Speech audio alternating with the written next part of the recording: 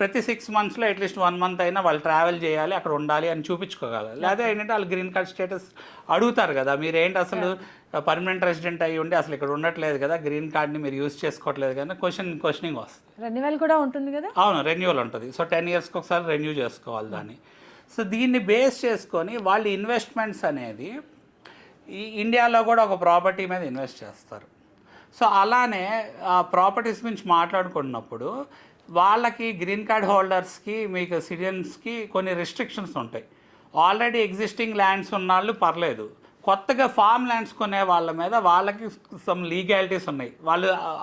వాళ్ళకి ఏంటంటే dual citizenship ఉండదు కదా. సో మనకి ఏమైంది అంటే వాళ్ళు కనుక అక్కడ సిటిజన్ అయిపోయారు అనుకోండి, ఇండియన్ సిటిజన్షిప్ను వాళ్ళు వదులుకోవాలి. ఎందుకంటే ఇండియా డ్యూయల్ సిటిజన్షిప్కి అలో చేయదు, యూఎస్ అలో చేస్తుంది. అలో చేసినా వీళ్ళు ఇండియా అలో చేయదు కాబట్టి ఒక సిటిజన్షిప్పే తీసుకోవాలి. అందుకని కొంతమంది గ్రీన్ కార్డ్ హోల్డర్స్ కానీ ఉంటారు,